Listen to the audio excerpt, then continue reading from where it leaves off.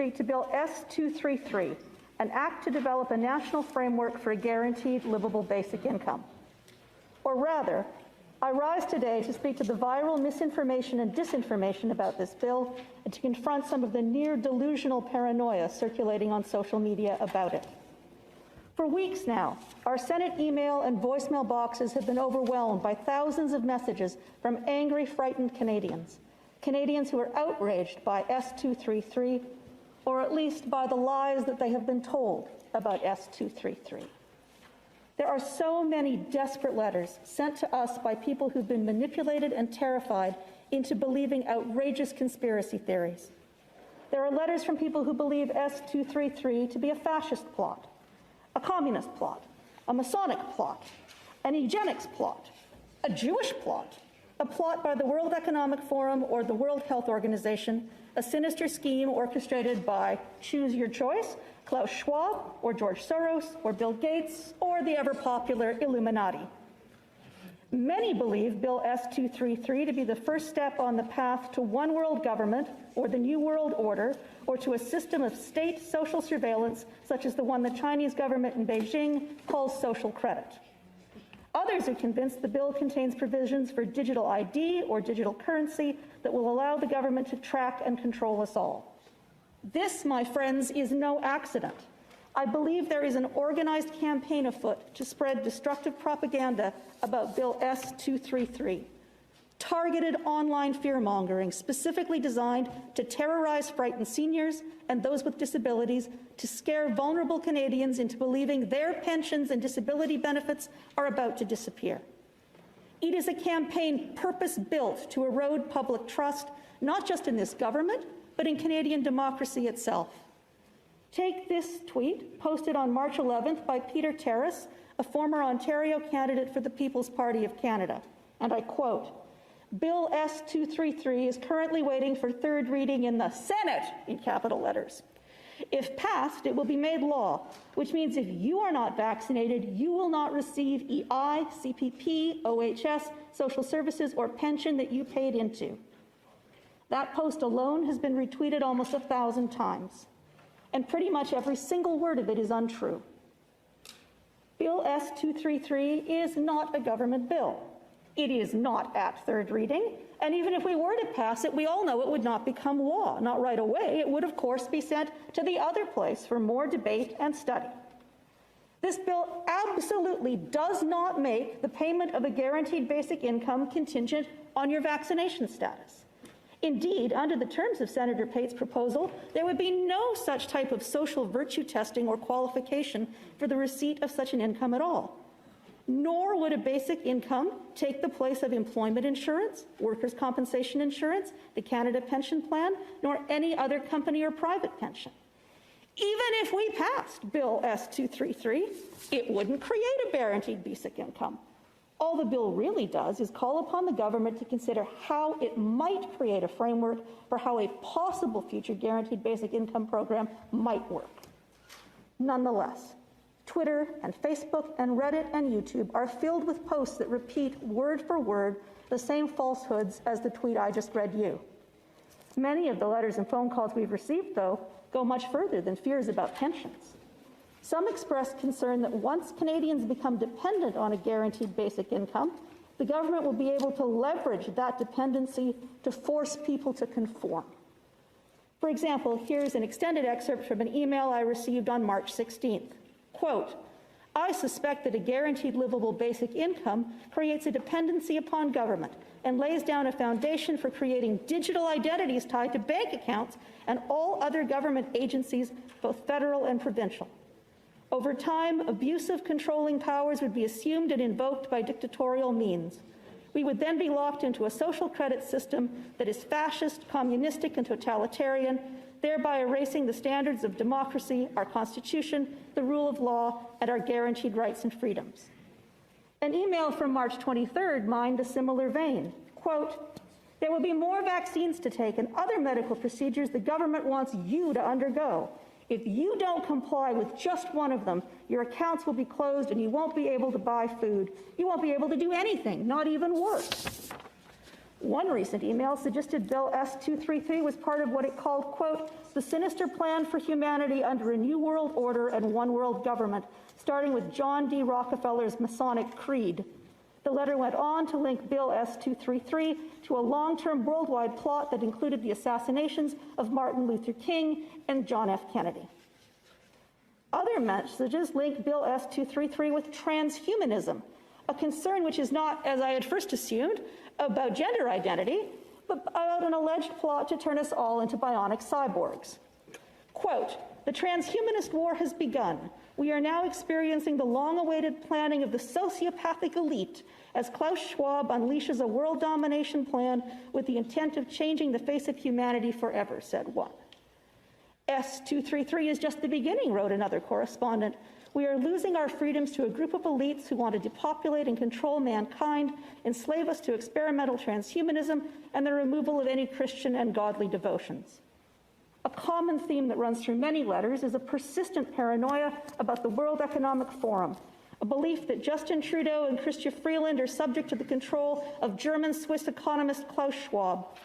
Many seem to believe that Schwab's agents have infiltrated the government and that Schwab, who's best known for throwing parties for plutocrats in Davos, is somehow simultaneously both a communist and a Nazi.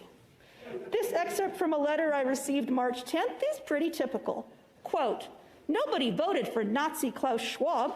Nobody even knew he existed 2 years ago. He has nothing to do with Canada or any other country. Schwab holds a statue of Lenin in his office. This is not Canada. We are not going back to Nazi Germany. Please see the Nuremberg Code and trials. Other letters accuse senators and the Senate outright of treason. Quote, this is Canada, not North Korea, not Russia. You are employees of the people, not employees of the WEF or the WHO, reads an email I received March 6th. And just this afternoon, we probably all received the same email, was a letter that claimed that the adoption of a guaranteed basic income would lead to the forced sterilization of Canadians of childbearing age and the killing off of the elderly and the disabled. I must say, though, that many other letters are not from conspiracy theorists or anti-vaxxers at all. They are simply and heartbreakingly heartfelt notes from ordinary Canadian seniors and relatives of seniors who truly believe that this bill will steal their CPP and private pensions. As senators, we're all used to receiving angry letters and calls, but this campaign is qualitatively different. 3 years ago, my inbox was full of very angry mail about bills C-69 and C-48. But even when some of those concerns were hyperbolic, exaggerated, they were based on fact, on the actual content of those bills. The campaign against S-233 is something entirely different. It is a shadow war, concocted and orchestrated to protest something that doesn't even exist. Now, some of you may worry that by reading these letters into the Hansard record, I'm giving these theories undeserved attention. But we cannot ignore the elephant in the room. We must call out these myths and lies. So let us be clear. There is nothing in Bill S-233 that would require any Canadian to be vaccinated or medicated. There is nothing in Bill S-233 that relates to digital ID or digital tracking or digital currency. There is nothing in Bill S-233 that is in any way akin to the Chinese social credit surveillance model. Senator Kim Pate, who has spent her entire adult life advocating for the civil rights of the vulnerable, the marginalized, and the forgotten, is not an agent of Klaus Schwab. She is not part of a globalist elite, nor a Davos hobnobbler. And as her long record of public service attests, she is the last person who'd ever want to see a single Canadian lose a pension or a job, and that's why her bill does nothing of the kind. Also, I'm pretty sure I can attest personally that Senator Tate is not hell-bent on turning us all into cybernetic transhumans. I'm right about that, yes? Yeah, okay. Now, many of the concerns of our many correspondents are perfectly valid and based in fact. Some have argued that a guaranteed basic income would sap productivity and reward shirkers for doing nothing, or lead to labor shortages. Now, you might not agree, but that's a perfectly rational critique. Some have argued that Canada's COVID-battered economy could not afford such a program. I'd counter that it's entirely possible a well-designed program might actually save money, streamlining the number of social welfare support programs we have in this country. But an argument about possible costs is, again, perfectly reasonable. Some correspondents have raised legitimate questions about the bill, which I happen to share. The bill proposes to extend a guaranteed basic income to those 17 and up. And while I understand the logic of supporting emancipated teens or teens who fled abusive families, most 17-year-olds don't need a basic income. Nor can I agree with Senator Pate's proposition to pay guaranteed basic income to non-Canadians, such as temporary foreign workers. I have my own constitutional concerns as an Albertan about setting up such a federal income framework without the full cooperation, support, and buy-in of the provinces and First Nations. And we also need to be mindful of inflationary pressures a basic income might create, especially in overheated rental markets such as Vancouver and Toronto. So yes, it is perfectly possible to have a good faith, rational debate about the pros and cons of a universal basic income and the pros and cons of Senator Pate's particular suggested model. But it is next to impossible to have that debate while Canadian citizens, especially seniors and those with disabilities, are being subjected to a relentless campaign of online psychological terrorism. I have tried to use Twitter and Facebook to dispel the myths about this bill. I have tried to answer letters from people who just seem honestly confused. One woman I'll call Missy was so frightened by what she'd heard about Bill S-233, she told me she was thinking of leaving Canada. After I explained what S-233 actually said, she thanked me. "You have truly helped me," she wrote back. "I will do my best to spread what you have told me. It's scary how convincing this can be.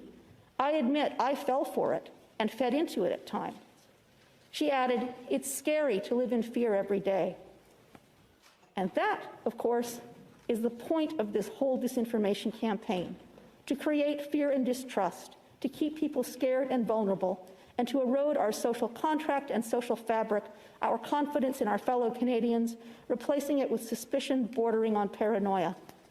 The purpose of this strategy isn't to defeat S-233, which has only the smallest chance of becoming law anyway.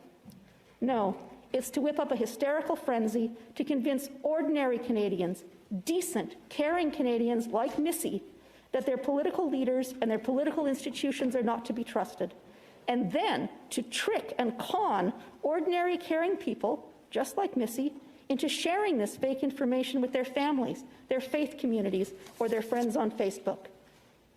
Rebutting these insidious campaigns is not easy. Although I did connect with Missy, I had less luck with a more recent correspondent. She wrote to me this weekend that she could not sleep over her fears that Canadian seniors would lose their pensions. When I tried to explain that S-233 just wouldn't do that, she accused me of gaslighting her and demanded that I never contact her again. In her excellent essay published recently by The Line, conservative strategist Melanie Paradis coined a perfect phrase for these corrosive disinformation campaigns. She called them thought scams. She likened them to those Nigerian prince letters we all used to get, which tried to con us out of our money. But these thought scammers aren't primarily interested in getting rich. They are interested instead in stealing our faith and our trust, in stealing our Canada. And if we too fall prey, if we start demonizing our political opponents, portraying them as treasonous and corrupt, then we forfeit our ability as senators to have any good faith debates over vital public policy questions. So today, my friends, mes chers collègues, I am asking you to join me in standing up to the thought scammers. I ask you not to give a wink or a shrug or a smirk when you see one of these thought scams spreading because you think it might help your side or your team in the short term. I ask all of us here to stand united today, not in full-throated support of Bill S-233, but in united support of truth, of reason, and of Canadian democracy itself. We in the Senate of Canada must stand as a bulwark against the tide of lies. We can, and my friends, we must. Thank you, merci, and hi-hi.